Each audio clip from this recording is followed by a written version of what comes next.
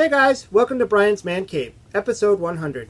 So, yeah, I'm at 100 episodes. Now, it's kind of weird because I don't just have 100 videos. I have about 167 videos, but I have 100 episodes.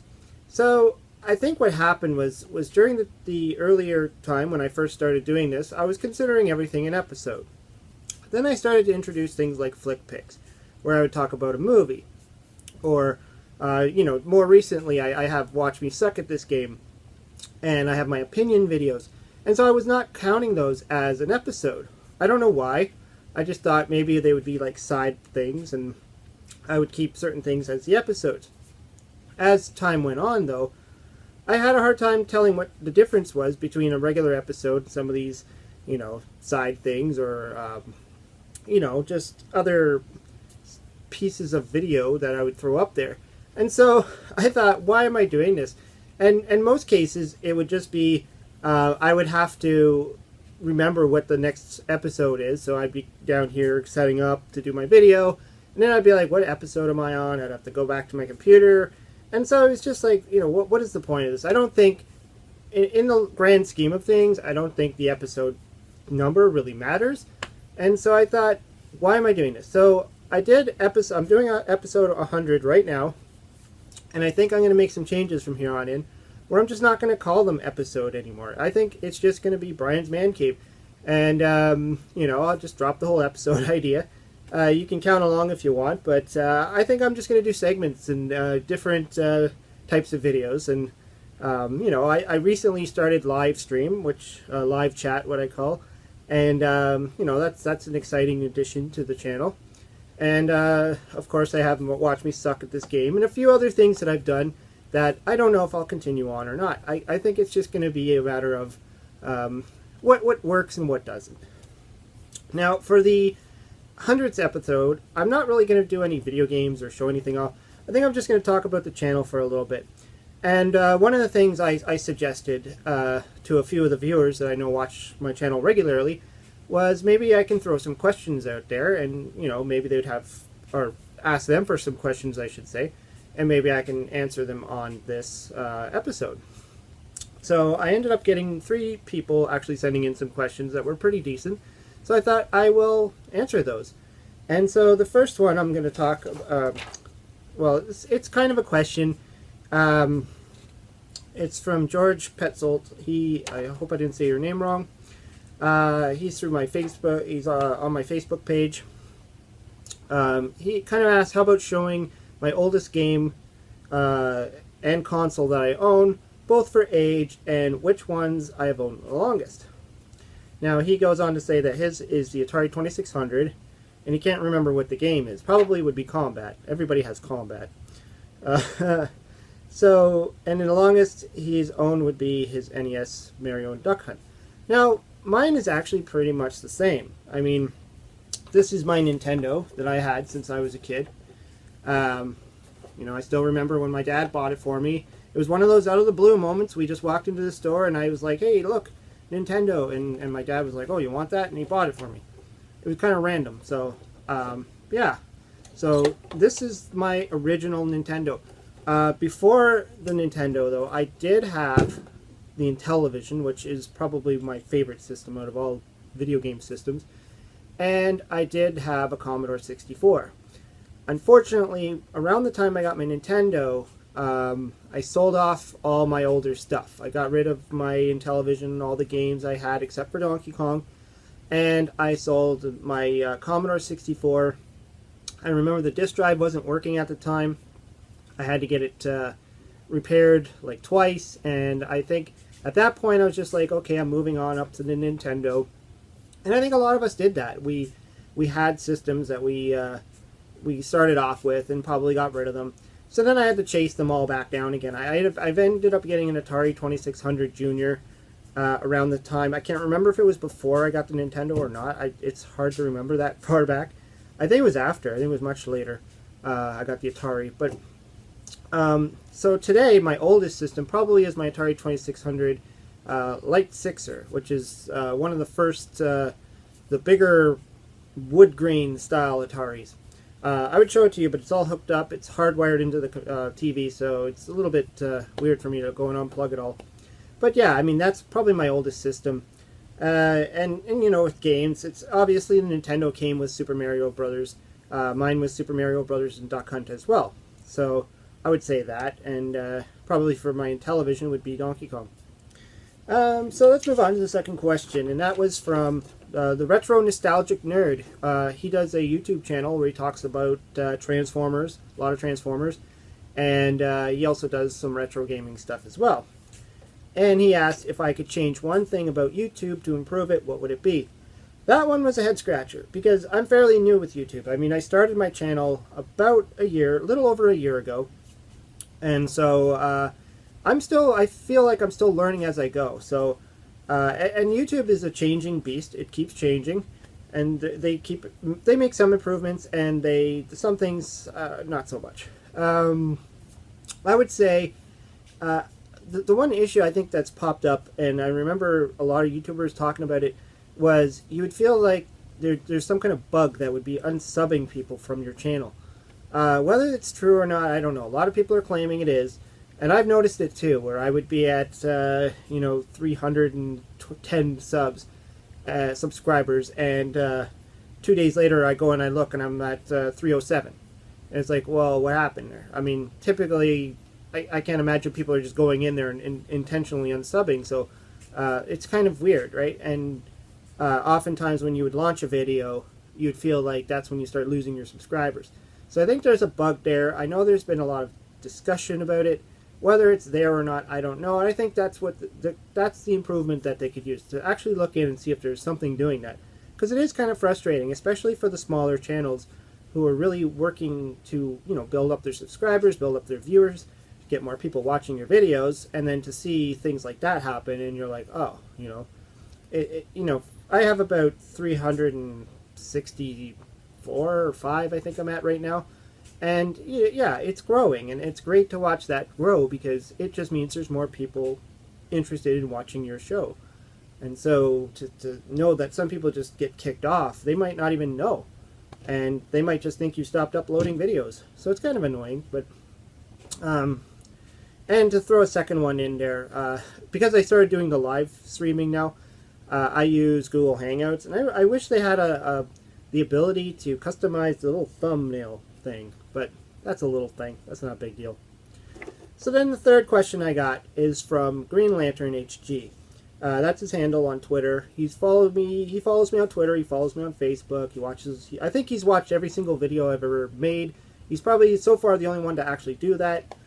So that's amazing. He actually had 3 questions, and he asked me to pick one, but I like them all, so I'm going to throw them all out to you.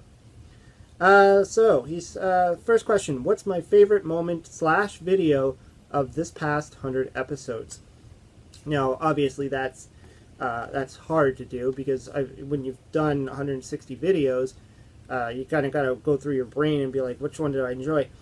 I would have to say, though, my favorite so far was my live chat with Sonya.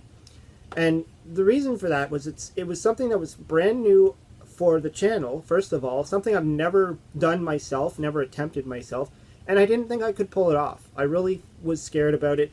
I thought it was all going to be a disaster. I was contacting Sonya through Twitter, and I was worried that she was going to be too nervous to, because it's a new thing for me, I might screw it all up or something, or maybe I need to get more experience in it. So there was kind of that, hesitation, and I was worried that she was, gonna maybe not want to do it right away, and I was afraid that my internet was going to crap out, or I was going to do it all wrong. So there was a lot of things going on, and I was glad it turned out the way it did. I mean, we did have a little bit of a problem in the middle of it, but I think we were able to recover quite quickly, and I ended up making 2 videos of it. But I think overall it was a success. And then just recently I did one with Happy Beard Games, and I'm planning on doing another one tonight. So I'm glad that actually happened, and that it's actually working, and hopefully it's more successful. What is my least favorite video and why? I don't know. I'm thinking the 3 Amigos video I did. when I first started doing flick picks, I was picking the movies that I always loved. I always liked to watch. I'm not necessarily a movie reviewer myself. I don't sit there and criticize the movie for all its techniques and all that stuff. I just like to talk about the movies that I really enjoyed, and I like to talk about why I enjoyed them. And I felt that when I did The Three Amigos, I probably should have spent a little bit more time reading or researching and actually watching the movie again, which was what I didn't do. I felt confident because I've seen it so many times that I would be able to come up with all of the stuff that went into the movies. And at that time when I was doing my videos, I still was trying to figure out all this stuff, you know, doing the recordings and stuff and working on the editing and, you know, kind of getting the feel of it all. And I tried to do things all in one take, and, you know, I never scripted, I never wrote anything down. Like, sometimes I'd have like a few notes here and there, but I didn't actually write a full script. And I felt that I just didn't do justice to that movie. And I didn't give enough of the good stuff that was actually in the movie. And I felt I kind of screwed up in the beginning. I was giving the wrong date. I said something like the 1800s, which didn't make any sense because they didn't really do film in the 1800s. You know, things like that. And I thought, well, maybe they don't even tell the date. And after that, I've rewatched the movie a few times, and I realized they do give you the date right in front. It's like, you know, right in the beginning there. And there was just so many scenes I just didn't talk about that I could have talked about. I think that was probably my least favorite video, because it's one of my favorite movies, and I feel like I didn't just do the video justice. Maybe one day I'll revisit the movie again and actually talk about the real scenes in the movie and what I really like about it. But again, I'm not big on the whole movie review thing, so I don't know. And in fact, I don't know if I'm going to continue doing flick picks. There might be a few movies that I like, but I don't want to get stuck on all just movies like that. And the last question: what do I hope to accomplish in the next 100 videos? Again, this is a good question, but it's really difficult to really see myself where I'm going to go. I mean, it would be great if I could, but I definitely want to have like a much more wide variety of content. I love coming up with these new concepts. I love when I came up with Watch Me Suck at This Game, for instance. It's like a different spin on the whole let's just review a game. Or games that are similar, or, you know, like I got a few different segments of videos that I think, you know, the ideas either were from viewers throwing ideas at me, or just, you know, those ideas that just pop up in your head in the shower or in bed or somewhere, and you're just like, boing, there's an idea. So I hope I come up with some newer ideas. I don't want to just keep doing the same stuff over and over again, because frankly, you'll just run out of content, and I won't have anything to say. So just constantly revamping and coming up with new ideas. The other thing, and I kind of was thinking about this too, was the live chats. I really enjoy talking with people. I think it's a little bit better than just me staring at a camera and just throwing it out there, right? So I think the live chats are something that I hope that will continue and hopefully get better as I figure this all out, and you know, find some more interesting people to talk to, because that's going to be the other issue too. If I can continuously find people that are willing to go on to like live stream. Like, a lot of people are not confident, or they don't want to see themselves on video, or they don't like the idea of going live without being prepared. You know, so it is tricky to find people that are willing. So far, I've found a good handful of people. So hopefully in the next few months, I can get some great live chats going.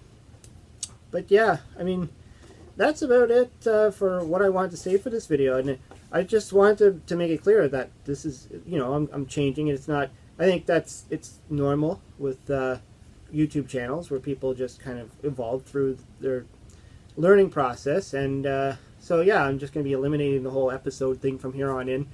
I didn't expect this to be a long video. This is probably like 15-minute video.